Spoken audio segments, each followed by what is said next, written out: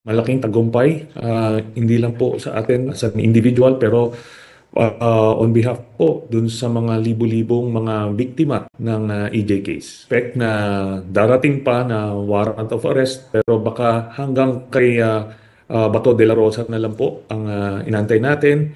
Although meron pang ibang mga pwedeng mga maging decision, ang ICC ukol kay Duterte, specifically yung seizure ng kanyang mga assets and properties. Duterte hinuli na ng ICC, kakasuhan na at posibleng makulong. Nahuli na si dating Pangulong Rodrigo Duterte matapos ilabas ng International Criminal Court, ICC, ang warrant of arrest laban sa kanya dahil sa controversial niyang war on drugs. Sa gitna ng matinding seguridad, inaresto si Duterte sa Manila Airport matapos niyang lumapag mula sa isang biyahe sa Hong Kong. Ano ang mangyayari kay Duterte matapos siyang ipahuli ng ICC? Makukulong na ba ito? Yan ang ating aalamin.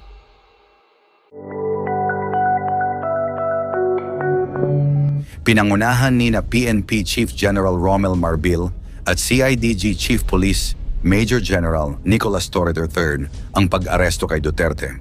Pagdating nito sa Ninoy Aquino International Airport Terminal mula Hong Kong, ayon sa palasyo natanggap ng Interpol Manila ang opisyal na warrant mula sa ICC umaga ng Marso 11 at agad na isinagawa ang pag-aresto. Kini-question naman ngayon ni Duterte sa isang video na kumalat online ang tungkol umano sa kanyang walang basehang pag-aresto. Is the law and what is the crime that I committed? Sa isang video din sa airport, sinabi niya pang, You will just have to kill me. Kung hindi ako papayag, kung kakampi ka dyan sa mga puti. matagal nang ipinaglalaban ng mga pamilya ng libu-libong napatay sa kampanya kontra droga ang hustisya. At para sa kanila, ito na ang simula ng pagsingil sa dating Pangulo. Ayon kay Leila de Lima, isa sa pinakamatinding kritiko ni Duterte na nakulong sa ilalim ng kanyang administrasyon, this is not about vengeance. This is about justice finally taking its course. Sa kabila ng kanyang edad na halos 80, hindi ito naging hadlang sa ICC upang panagutin siya sa tinatayang 30,000 katao na nasawi sa madugong operasyon ng kanyang gobyerno. Ang National Union of People's Lawyers na kumakatawan sa mga biktima ay naglabas ng pahayag na nagsasabing, justice is finally catching up. Pero ang tanong na ngayon, matutuloy ba ang paglilitis? O may mga taga-suporta siyang magtatangkang sagipin siya mula sa kamay ng batas? Ang lumalalang kondisyon ni Duterte, matapos arestuhin, makikita sa mga social media posts ng anak na si Kitty Duterte at ng ibang mga media outlet ang kondisyon ng dating presidente. Ayon sa kanyang doktor, tumaas lalo ang kanyang blood sugar level, 328 milligrams per deciliter sa kabila ng kanyang regular na insulin regimen. Dahil dito, pinapayuhan siyang makonfine upang maiwasan ang diabetic ketoacidosis, DKA, isang malubhang kondisyon na maaaring humantong sa koma o kamatayan kung hindi maagapan. Ayon kay Dr. Rosa Allen Sai, tumataas ang panganib sa kalusugan ni Duterte dahil hindi epektibo ang kanyang kasalukuyang insulin treatment. Sa kabila nito, sinabi ng kanyang anak na si Kitty Duterte na hindi umano pinapayagan ng mga awtoridad ang kanyang ama na makatanggap ng agarang medikal na atensyon. Maging ang kanyang anak na si Davao City Mayor Baste Duterte ay nagsabing tila pinapatay ang kanyang ama sa pamamagitan ng pagpigil sa kanya na magpagamot.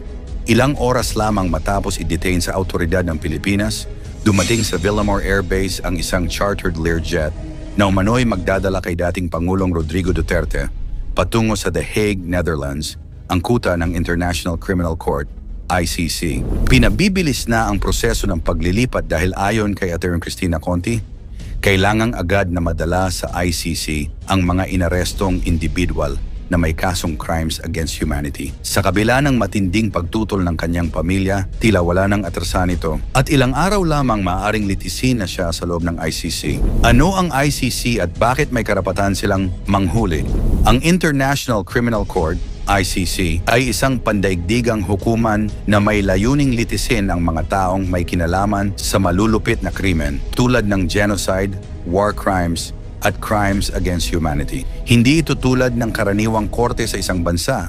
Ito ay isang independent institution na may sariling kapangyarihan sa buong mundo. Pero paano nila nagagawang hulihin ang isang dating pangulo tulad ni Duterte? Simple lang, may jurisdiction sila sa mga bansang pumirma sa Rome Statute, ang kasunduang bumuo sa ICC noong 2002. Dahil ang Pilipinas ay opisyal na sumali sa ICC, noong 2011 sa ilalim ni dating Pangulong Noynoy Aquino, naging bahagi tayo ng kanilang sistema ng hustisya. Ibig sabihin, anumang krimen na ginawa ng sinumang opisyal mula noong panahong iyon ay pwedeng imbestigahan at litisin ng ICC. Noong 2011, opisyal na umatras ang Pilipinas sa ICC sa utos ni Duterte mismo. Isa itong hakbang para protektahan ang sarili niya mula sa investigasyon sa madugong war on drugs na sinimulan niya noong 2016. Ang tanong, kung umalis na tayo, bakit may jurisdiction pa rin ang ICC? Ayon sa Rome Statute, kahit umatras na ang isang bansa, may kapangyarihan pa rin ang ICC na imbestigahan at litisin ang mga krimen na ginawa bago pa umalis ang bansang yon. Dahil sumali tayo noong 2011 at lumabas noong 2019, lahat ng krimen mula 2011 hanggang 2019 ay saklaw pa rin ng ICC. Kaya kahit hindi na miyembro ang Pilipinas ngayon, may karapatan pa rin silang hulihin at litisin si Duterte kung may sapat silang ebidensya. Sa isang banda, ang pag-alis natin sa ICC ay nagpapakita ng paglaban ng gobyerno ni Duterte sa pandaigdigang hustisya. Para sa kanya, walang dayuhang korte ang dapat makialam sa ating bansa. Pero para sa mga pamilya ng libu-libong napatay sa war on drugs, ito ay pagtakas sa pananagutan. Ang problema, kahit umalis tayo sa ICC, hindi nangangahulugang ligtas na si Duterte. May posibilidad na mahuli siya sa ibang bansa na miyembro pa rin ng ICC at doon siya litisin. Bukod pa rito, maraming bansa ang tumututol sa mga leader na gumagamit ng dahas laban sa kanilang mamamayan. Hindi ito ang unang beses na may hinuli ang ICC sa Pilipinas.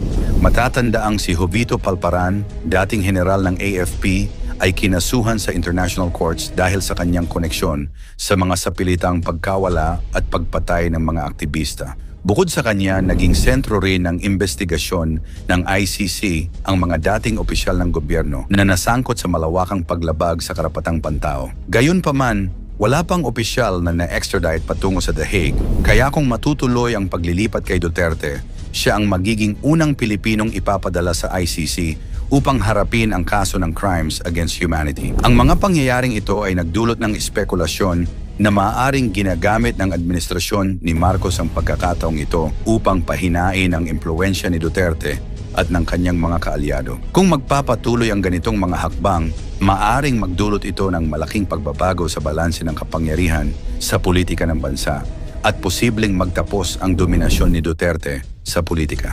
Habang patuloy ang drama sa politika, isang bagay ang malinaw, hindi na kasing tatag ang dati makapangyarihang Duterte camp. Mula sa dating untouchable na pinuno, ngayon isang detainee na lamang na ipinahuli ng ICC. Tila pinabayaan na siya ng gobyerno ni Marcos. Ang tanong, nararapat lamang bang makialam ang ICC at dapat nakasuhan si Duterte? Ikomento mo naman ito sa ibaba. Huwag kalimutang i-like at i-share. Maraming salamat at God bless.